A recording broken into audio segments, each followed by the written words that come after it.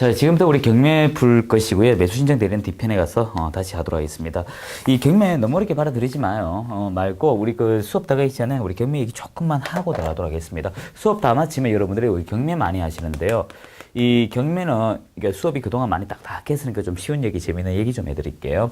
경매 여러분이 지명 중에 수원이라고 있습니다. 수원. 뭐 수원에 사시는 분들이요, 상당히 또 이때는 유리할 것 같아요. 뭐 수도권에 사시는 분들 전보다 이 수원이 전체 경매량의 1위입니다. 1위. 그래서 이 수원에 가셔가지고요. 그래서 학원의 수험생들한테 그렇게 얘기합니다. 경매 하시고 싶으세요? 예, 하고 싶습니다. 그러면 세 가지만 아세요라고 얘기합니다. 첫 번째, 수원에 가십시오. 그리고 일주일 동안 기거를 하십시오. 두 번째, 저는 돈만 있지 가진 게 돈밖에 없지 아는 게 진짜 지풀도 없어요 라고 하시되 이쁘게 차려입고 남자보다 멋지게 입고 가라고 합니다. 세 번째, 자주 물건 보면서 뭐 사야 되지 뭐 사야 되지 라고 하십시오 라고 합니다.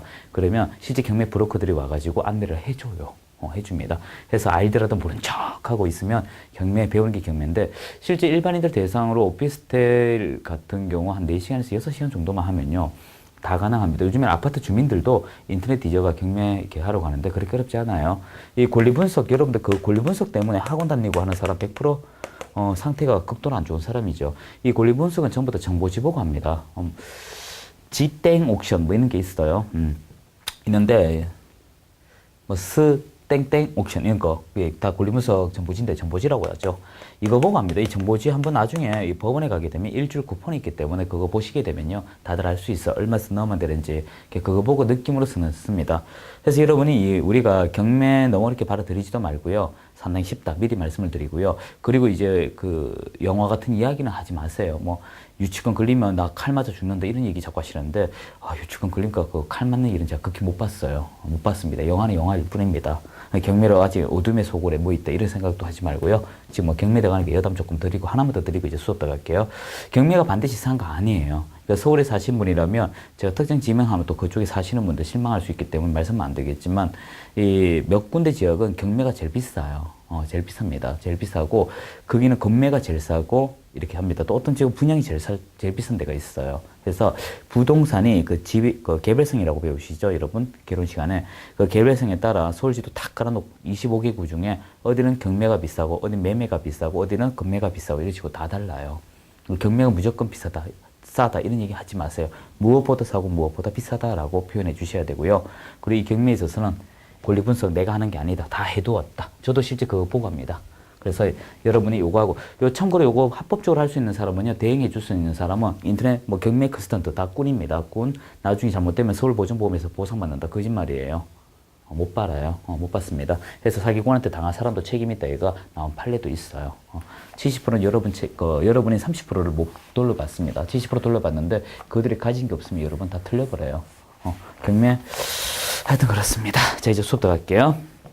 경매할 땐 쉽다. 미리 얘기할게요. 자, 253 1번. 경매 제도다. 설명 타당하지 않은 것이죠. 하나씩 해볼까요? 1번. 채무자 재매각이 있어서 전 매수인 담당 법관이나 집행관 및 감정인과 그 가족 행위 무능자도 경매에 참여할 수 없다. 자, 재매각부터 우리 출발하도록 하죠. 자, 우리가 지금부터 할 것은 이 용어 등인데요. 헷갈리는 거 있죠. 헷갈리는 거. 우리 하나씩 해요. 여러분 경매 신청하러 가게 되면 경매 신청하러 갈 때 이게 매수 신청이죠. 달리면 매수 신청입니다. 이때 쓰는 말이 뭘까? 답은 노란색으로 적어 드릴게요. 여러분이 최저 매각 금액에 대한 것입니다. 최저 매각 금액의 10%. 금액의 10%입니다. 이렇게 되고요. 여러분이 이거 하고 나서 항고하죠. 항고. 경매 신청이 난다. 입찰 신청요. 예. 큰일 날 뻔했습니다. 입찰 신청. 그리고 이제 이에 대해서 항고. 항고할 때는 매각대금이죠. 매각금액. 예. 그래서 요거 글자 노란색 구별 잘해야 돼요. 여기 첫 번째 시험에 가장 많이 나오고요. 지금 방금 봤던 거 재매각, 신매각 있죠. 여러분 뭐 표현 여러분 마음대로 하세요. 신경매나 신매각이나 같은 말이에요. 신경매라고 하셔도 되고요. 여러분이 신매각 뭐 같은 말이고요. 재매각, 재경매 같은 말이에요. 여러분 편의대로 쓰세요. 자, 우리 신경매 두 종류고 재경매는 하나인데요. 신경매는 경매 요 당일날 미실시됐어요. 왜 미실될까? 비쌌어. 이때는 우리가 저감이 있어요. 저감. 그리고 우리 이 인허가, 허가 여부, 불허가 여부가 떨어졌어요. 내가 허가 여부 결정해서 불허가 떨어졌어요. 그래 보니 어떻게 될까? 요때는 적감이 없어요. 통과했지만 적감이 없어요. 자, 그리고 이제 제2경매는 우리 잔금 미납. 잔금을 미납하게 되면 이때도 이렇게 적감이 없어요. 그래서 다음 중 적감 있는 거와 없는 거 이런 관계성 얘기 잘하고요. 가끔가다 이 적감을 묻는데 정확한 법에서는 상당한 범위라고 해서 이 과거 경매 많을 때 제가 인천 경매 받을 때는 상당한 범위라고 해서 30%한 방에 때려본 적이 있어요. 100% 나왔으면 70% 떨어졌다 이 말이겠죠. 하지만 우리 관념속으로 20, 30%, 20% 이렇게 얘기합니다. 그래서 현행 법은 상당한 범위라 해서 떨어지는 법은 담당자밖에 몰라요. 자, 이제 세 번째인가요? 자, 요게 첫 번째, 두 번째. 자, 세 번째 거 좀 할게요. 그럼 세 번째는 이제 인도, 그 집을 들어갔는데 대항하는 얘기들이에요. 인도 명령하고 인도 소송 얘기입니다. 헷갈리는 건 몇 가지만 하면 돼요. 자, 인도 명령은 줘라. 너 대항력도 없으면서 줘라. 6월의 범위 내에서.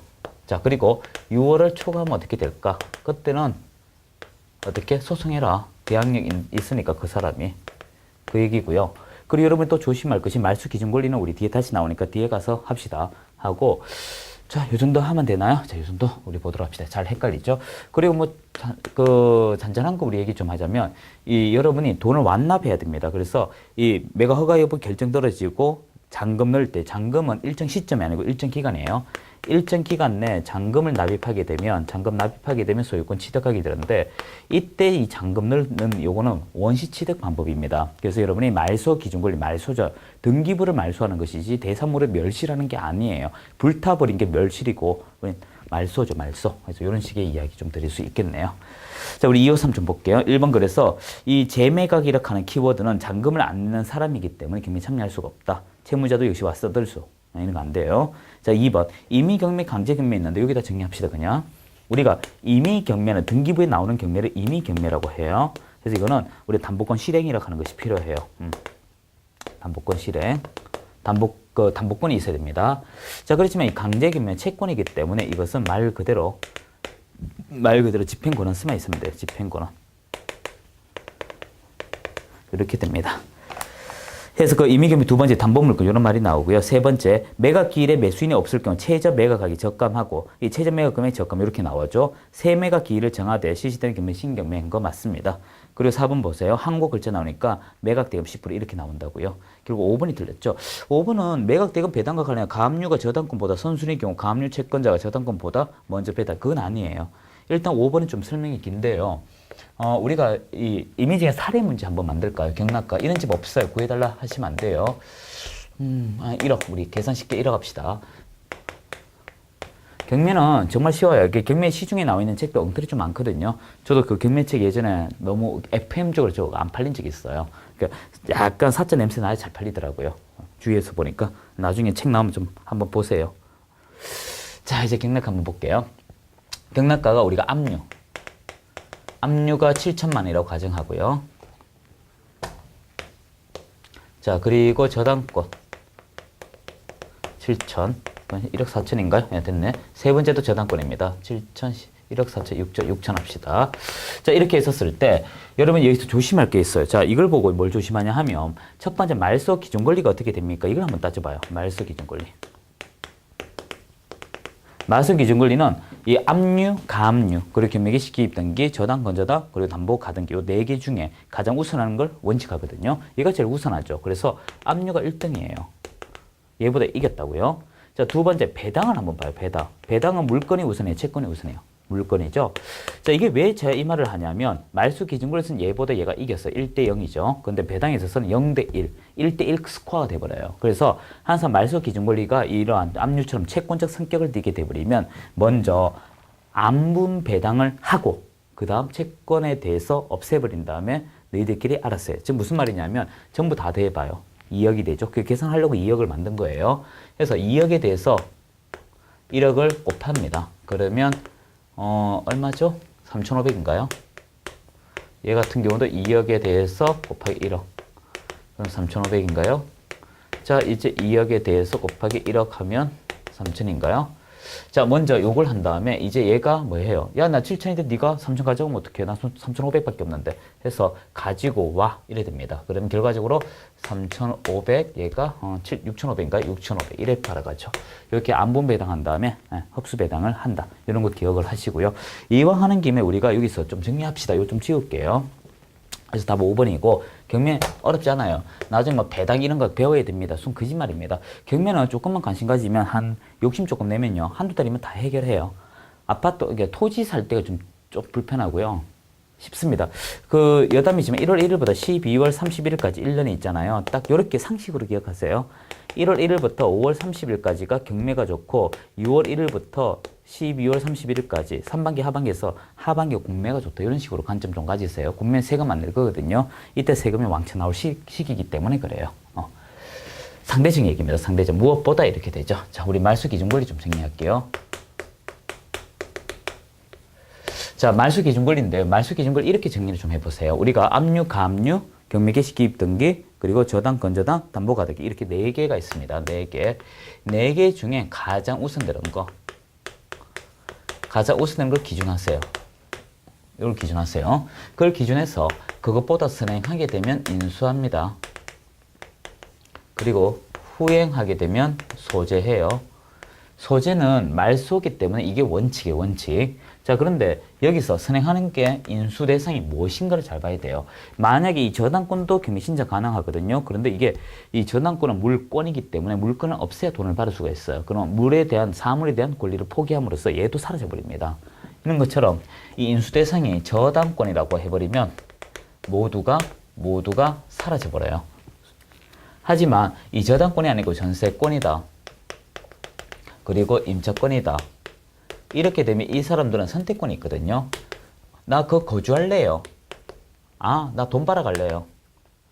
그러면 경락자 입장에서 이걸 인수라고 합니다. 그래서 둘 중에 하나를 할 수가 있어요. 그래서 글자 잘 봐야 돼요. 자, 그리고 이게 후행하면 사라진다 했는데 이거와 달리 무조건 인수하는 게 있습니다. 무조건. 법정 공방이 발생함으로써 발생하는 예고 등기가 가장 대표적이고요. 무조건 예고 등기. 법에서 정하는 뭐라고 하는 것들 이렇게 보시면 돼요. 자, 이제 2번에는 3번만 우리 좀 볼까요? 법원의 매각 허가 여부 결정 이의가 있는 채무자, 소유자, 채고가, 매수인, 항고, 보증금, 공탁하나 이해관계는 없다. 아니요, 항고는 다 합니다. 나머지 여러분 한번 읽어보시면 되고요. 2번 문제 저 정리 좀 할게요.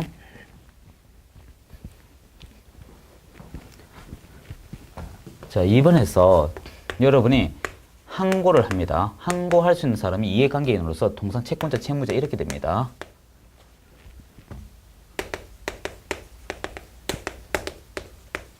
이렇게 되겠죠. 자, 항고하면 채권자가 이 사람이 승을 할 수가 있습니다. 승을 하면 새로 우리가 경매가 이루어지고 역시 채무자도 승을 하게 되면 새로 해야 돼요. 여기까지 이해되시죠? 자, 문제는 패예요. 패. 몰수일까요? 아니요. 이거는 지연이자.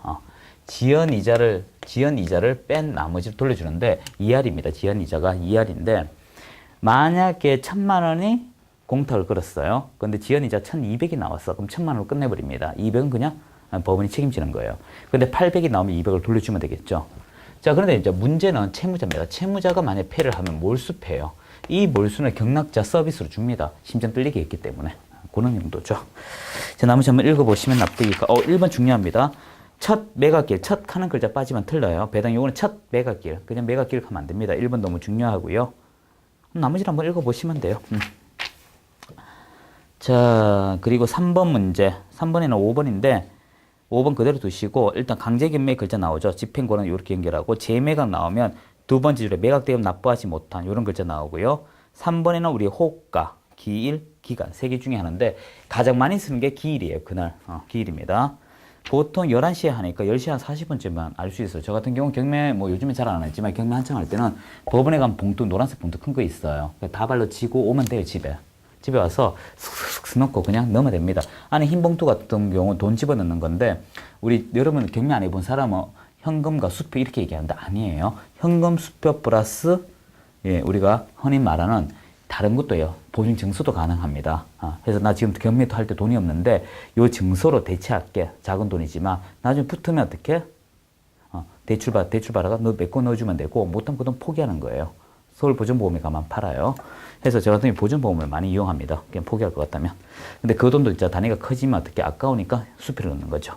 자, 이런 식으로 3개 중에 하나고 4번 보면 되고 5번이 왜 틀렸는지 봐요. 지상권, 전세권 예고 등기는 저당고, 압류, 가압류 채권 대항 할 수 없는 경우 매가 모두 소멸한다 했는데 여기 있죠. 있다고요. 자, 4번에 여러분이 딱 보는 순간 이다 아니다 여부 알 수 있겠죠. 그 5번만 좀 보세요. 1번이 틀렸는데 5번 중요합니다. 매각 대금을 완납하게 되면 매수인은 채무자로부터 이전 등기 받지 않고도 소유권. 이게 원시 취득 방법인데 4번인가요? 명칭을 잘 기억하셔야 돼요. 일단 경매 당일날 돈 가장 많이 써넣게 되면 이 최선순위 지위라고 합니다. 지위를 가져요. 지위. 이 최선순위 지위를 가진 상태에서 이제 매각 허가 여부 결정이 떨어지게 되면 이 사람한테 팔겠다라고 해서 이 지위가 생깁니다. 그 지위가 굳어지죠. 매수인의 지위가 됩니다. 그러다가 이제 돈 다 넣으면 소유자가 되죠. 이렇게 명칭이 3번 돼요. 뭐 입찰 신청까지 하면 4번의 단어로 되죠. 자, 5번 문제 우리 벌써 했으면 틀린 건 말소 기준 권리보다 성행하는 저당권 경우 매수인 인수한다 아니에요. 무조건 다 죽습니다. 나머지 2, 3, 4, 5 읽으면 이해되고요. 6번은 스킵하세요. 똑같은 내용이니까. 자, 7번 틀린 것인데 3번 바로 보이죠. 그게 중요한 거 아니에요. 7번에 1번 봐요. 미등기 건물 나오죠. 우리 길 가다가 보면 유치권 형성된 거 많이 보실 거예요. 자, 길 가다 보면 건물 같은 거 부도 난 거 많이 보셨죠? 그게 미등기 건물이에요. 완공이 안 되면 미등기거든요.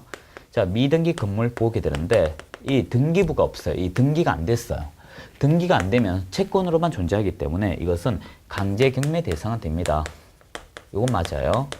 이게 이제 등기부에 없어도 되니까. 하지만 임의 경매는 될 수가 없어요. 왜냐하면 임의 경매 등기부에 나와야 되거든요. 등기부.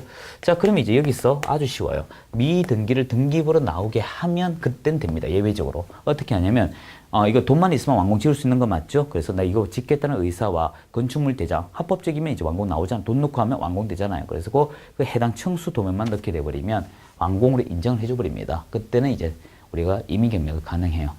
근데 그것이 없다면 그냥 강제 경매처럼 되고요. 임의 경매는 못해요. 하지만 그런 단서들이 수용이 되면 된다. 이렇게 보시면 되죠. 자, 2번 배당 요구 첫 매각일 맞고 3번 틀렸죠. 기일 입찰하러 갈 땐 최전 매각해야겠죠.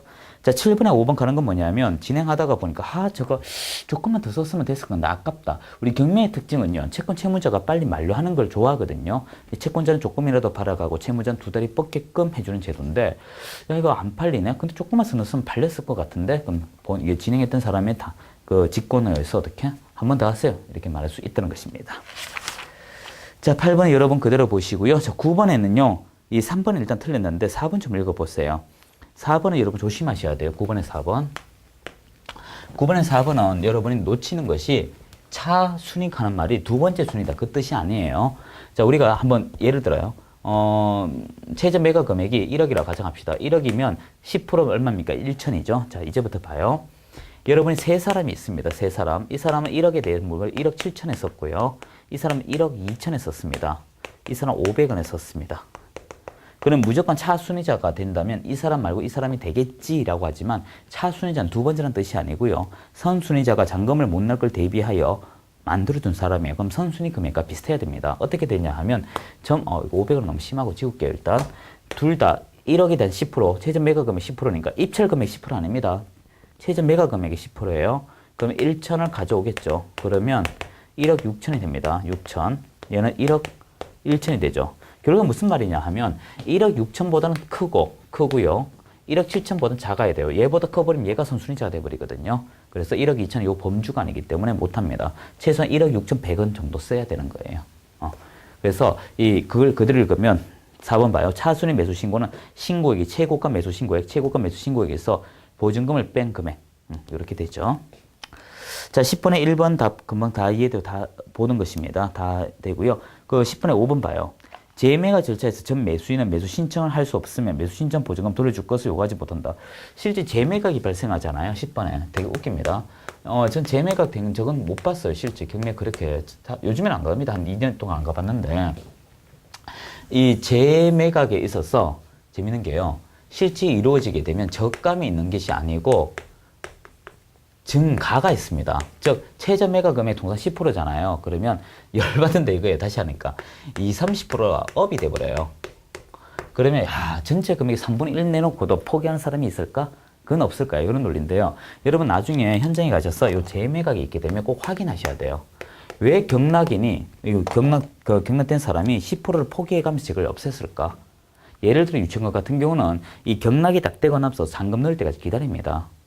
그래서 잠깐 탁 집어넣는 순간 저 사람이 소유권이 왔어. 그때 유치권 행사를 해버립니다. 싸우려면 대상자가 있어야 되잖아요. 부도는 사람하고 싸워봐야 의미가 없지 않습니까? 그런 케이스로 이용 많이 하니까 이런 것도 알아둬야겠죠.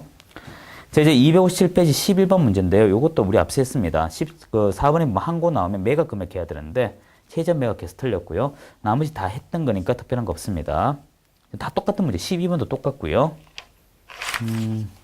13번 문제 좀 볼까요? 자, 우리가 13번은 공매인데요. 여러분 조심하셔야 돼요. 우리 지금 수험 교재에 있는 공매는 세 가지밖에 없죠. 비업무용 부동산, 그리고 유입부동산, 그리고 압류부동산인데 압류부동산 먼저 하고 제가 비업무용 해드릴게요. 압류부동산은요. 아주 심플하게 나옵니다. 한국자산관리공사가 세금을 납부하지 않았기 때문에 하는 부동산이 압류부동산인데 분명히 문의, 즉 소속이라고 할까? 소속은 너 어디야? 하면 분명히 공매예요. 공매인데 그럼 성격이 어떻게 돼? 그러면 이거는 경매처럼 보는 거예요. 즉 소속은 공매인데 성격은 다 경매입니다. 그럼 어떻게 될까? 권리 분석은 누가 한다? 내가 한다. 본인. 그리고 처음부터 토지거래 허가 풀린 걸로 본다. 처음부터 토지거래 허가 풀린 걸로 봐요. 그러면 너는 경매하고 어떤 게 차이 있지? 경매와 차이는 뭐야? 경매와 차이는 뭐야? 아주 간단해요. 이건요, 이 적감이 차이가 있어요. 적감. 어떻게 되냐 하면, 이렇게 됩니다. 우리 경매 같은 경우는 100을 기준으로 한다면, 100, 80, 64, 이렇게 20% 떨어지면 이렇게 떨어지고요. 공매 중에 압류부동산, 뭐 나머지도 마찬가지지만, 100, 세 번째부터 90, 80, 이렇게 떨어져요.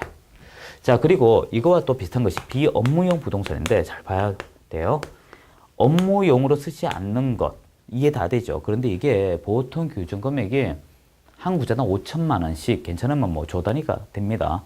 그래서 이 비업무용 부동산 같은 경우는 숫자 3을 잘 알아야 되는데 너무 비싸니까 3분의 1만 잔금을 넣어버리면 그러니까 그 전체 금액 넣으면 키를 돌려줘 버립니다. 전매하라고. 이런 식으로 여러 가지 혜택이 있는 거예요. 혜택. 자, 13번 문제 보시게 되면 옳지 않은 것인데 1번. 법원 경매는 토지거래허가 처음부터 면제됩니다. 그리고 공매는 3이 유찰되어야 되는 거죠. 그래서 원칙이 면제되지 않고 2번. 법원 경매는 농지를 취득할 경우 농지증 필요하나 공매도 역시 필요합니다. 법대에서 틀렸어요. 3번. 법원은 수의계약 불가능하나 공매는 가능하다. 이 몇 조, 몇 천억 이런 거는 수의계약 해도 되겠죠. 살 사람이 나오는 게 좋지 않습니까? 하지만 경매는 공개 입찰 방식이니까 수의 안 되고요. 자, 4번, 5번 그대로 보면 되겠죠. 5번 보세요. 법원 경매는 납부 기한 내 일시불 납입, 공매는 대금 납부 할부 납입. 어렵지 않게 정리됐습니다.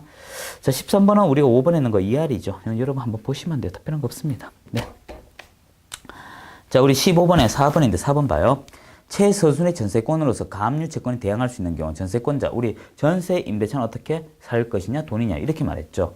전세권자가 배당 요구하더라도 전세권 매수인 인수한다. 아니에요. 배당하면 사라져요. 그 얘기고요. 나머지 읽어보면 이해되죠. 1번 봐요.